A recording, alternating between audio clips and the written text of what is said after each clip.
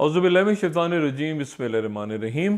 कई साल पहले जब मैं अपनी मेडिकल एजुकेशन के लिए फ़ेलोशिप के लिए मैं इंग्लैंड गया तो चंद रोज़ के बाद मेरा फ़ाइनल एग्ज़ाम था और ये दिसंबर जनवरी के दिन थे, सख्त सर्दियाँ थीं और माइनस में टेम्परेचर चला गया था और मैं जिस किराए के कमरे में रहता था वो बेसमेंट में था, यानी बेसमेंट में था तो मज़ीद वहाँ सर्दी हुआ करती थी और वहाँ पर वीकली हर हफ्ते का मुझे किराया देना पड़ता था और बिजली और गैस के वहाँ मीटर्स लगे हुए थे, यानी उसमें सिक्का डालो तो वो चलते थे और फिर उसके बाद उनके उनके बिल्स नहीं आते थे।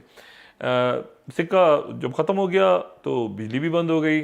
दूसरा जो गैस का मीटर लगा है वो भी, जब उसमें सिक्का डालोगे तो गैस चलेगी, फिर वो चलती गई, फिर सिक्का डालो तो फिर दोबारा चलेगी, बंद हो जाती थी और पाउंड्स डालने पड़ते थे।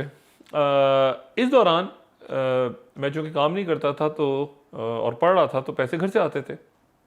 उनमें एक दफ़ा बहुत ताख़ीर हो गई, बहुत ताख़ीर हो गई और ऐसा कोई दोस्त भी नहीं था और जो थे दोस्त वो खुद ज़ाहिर पढ़ रहे थे, उनके पास भी एक महदूद अमाउंट थी पैसों की। सब अपनी जगह प्रॉब्लम्स में थे और कई ऐसे थे जिनकी मैं मदद नहीं लेना चाहता था। तो एक अजब दिन थे कि आप यकीन करें तकरीबन हफ्ता या 10 दिन मैंने इस तरह से गुजारे कि पैसे चूँकि ख़त्म थे, वो कॉइन्स रह गए थे, यानी नोट ख़त्म हो गए थे, कॉइन्स रह गए थे, तो मैंने कॉइन्स जमा किए हुए थे बहुत सारे और हफ्ता या 10 दिन मैंने डबल रोटी और डबल रोटी के साथ अचार और जैम, ये मैंने खाया हफ्ता और 10 दिन। और सारा जो दिन था वो मैं वो जो बेसमेंट में एक खिड़की थी उसके पास में बैठा रहता ताकि जो बिजली है उसके बगैर मैं वहाँ बैठ के पढ़ सकूँ और सिर्फ गैस कुछ देर के लिए चलती, कमरा गर्म रहता और जब शाम होती तो फिर मैं क्या करता कि गैस जो थी उसको, गैस का मीटर उसको मैं बंद करता था कि उसमें कॉइन्स जो हैं वो चलते रहें, ख़त्म ना हो जाएं और बिजली ऑन करके फिर मैं कंबल लेके बैठ जाता और अपनी तैयारी करता और इस तरह से कोई हफ्ता 10 दिन गुजरे और फिर इम्तिहान में कामयाबी हुई।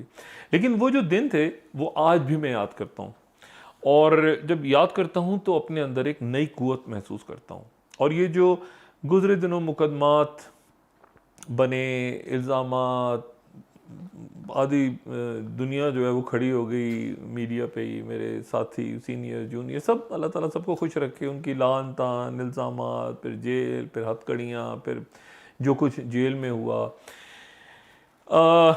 पनाह मुझे सिर्फ खामोशी में ही मिली और मिलती है। वो बात जो मैंने पहले कही थी, ख़ुद को लोगों से दूर रख के, क्योंकि मैं ये जानता हूँ कि ये सब कुछ मेरी ज़िंदगी के हर मोड़ पे मुझे मिलेगा। अगर मैं आज के दिन, आज इस लम्हे पे राज़ी हो गया कि ठीक है मेरे मालिक, ये सब कुछ तेरी रज़ा थी और रज़ा है, तो मैं एक लम्हे में अपनी परेशानियों से निकल जाऊँगा। लेकिन अगर मैं मायूस हो जाऊँ और लोगों पे गुस्सा शुरू कर दूँ करना और अपनी किस्मत को कोसूं, तो क्या उससे मेरी परेशानियां ख़त्म हो जाएंगी? हरगिज़ नहीं। क्या लोगों के दरमियान बैठ के जो कि ख़ुद परेशान हाल हैं वो क्या मेरी परेशानी का मदावा कर सकेंगे? हरगिज़ नहीं, ऐसा नहीं हो सकेगा। ये परेशानी असल में मुझे एहसास दिलाती है इस बात का कि मेरा अपनी ज़िंदगी पर इख्तियार नहीं है और अगर मैं ये बात तस्लीम कर लूँ कि ये ज़िंदगी, ये वाक़यात और अंजाम अल्लाह के हुक्म से हैं तो परेशानी कम से कम होती चली जाएगी। कोई रात ऐसी नहीं आती जिसके बाद सुबह का सूरज तुलू ना हो और कोई दिन ऐसा नहीं होता जो रात में गर्क ना हो जाए। हर खुशी हट जाती है और हर गम कट जाता है। इंसान पर कोई ऐसा सफर मुसल्लत नहीं होता जिसकी कोई मंजिल ना हो, लेकिन कोई इंसान ऐसा भी नहीं जो एक मुकर्ररा वक्त के बाद वापस ना बुला लिया गया हो। परेशानी हालात से नहीं, ख़यालात से पैदा होती है। कितने अच्छे दिन थे, कितने अच्छे दोस्त हुआ करते थे, कैसे अच्छे रिश्तेदार थे, कितनी दौलत थी, कितनी सेहत थी।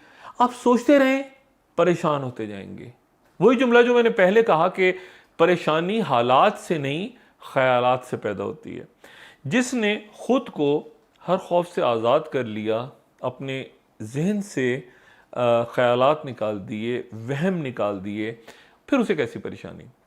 और जो हर वक्त बैठ के अपने ख्वाहिशात के ही ताने बाने बुनता रहा, वो फिर परेशानियों में गर्क होता गया। इफ्तिखार आरिफ साहब के चंद अशार के ख्वाब की तरह बिखर जाने को जी चाहता है, ख्वाब की तरह बिखर जाने को जी चाहता है, ऐसी तन्हाई के मर जाने को जी चाहता है। घर की वहशत से लरसता हूं मगर जाने क्यों, शाम होती है तो घर जाने को जी चाहता है। डूब जाऊं तो कोई मौजे निशां तक ना बताए, डूब जाऊं तो कोई मौजे निशां तक ना बताए, ऐसी नदी में उतर जाने को जी चाहता है। कभी मिल जाए तो रास्ते की थकन जाग पड़े, कभी मिल जाए तो रास्ते की थकन जाग पड़े, ऐसी मंजिल से गुजर जाने को जी चाहता है। वही पैमा जो कभी जी को खुश आया था बहुत, उसी पैमा से मुकर जाने को जी चाहता है। कोशिश करूँगा कि इतनी तवालत ना पकड़ें, आपसे अगली जो गुफ्तगू की जाए। बहुत से दोस्तों ने ये भी कहा कि डॉक्टर साहब आप जो हैं वो करंट अफेयर्स पे बात क्यों नहीं करते, आपके पास इतनी ख़बरें हैं, और वो ख़बरें जो हैं वो आप अगर दें तो बहुत ज़्यादा लोग देखेंगे। ये जो यूट्यूब का सिलसिला है, इसके ऊपर आप एक रोज़ 2-3 वीडियोस डाल दिया करें तो हज़ारों सैकड़ों पता नहीं कितने लोग जो हैं वो आपकी बात सुनेंगे। लेकिन ये जो ख़बर है ना, ये एक लम्हे या एक मिनट, ये एक दिन की है। मैं यहाँ पे, मुझे नहीं पता कि ये यूट्यूब या ये टेक्नोलॉजी कितने अरसे तक अपनी जगह बाकी रहती है। ये मेरी आवाज़ जो है, ये जो भी कुछ अभी यूट्यूब पे आएगा, ये चंद हफ्तों, चंद महीनों, चंद सालों तक रहेगा। लेकिन ये जो ख़बरें हैं ना, ये 1 मिनट या 1 घंटे या 2 घंटे का खेल है। ये बातें जो मैं कर रहा हूँ, शायद ये मैं अपने दिल से कर रहा हूँ। शायद ये बातें जो हैं ये मेरे जो ख़बरों के टॉक शोज़ हैं उनसे ज़्यादा अरसे तक लोगों के जहनों में रहें। लेकिन आप मुझे बताइएगा कि क्या मुझे रोज़मर्रा की ब्रेकिंग न्यूज़ और उन पे तज्ज़िये, मैं तो टीवी शो अपना करता ही हूँ, क्या वो मुझे वो बातें करनी चाहिए या अपनी ज़िंदगी के कुछ तजर्बात या और किसी अंदाज में आपके साथ राब्ता बरकरार रखना चाहिए। बस यही वो सोच थी, मसरूफ़ियत भी थी, सोच भी थी।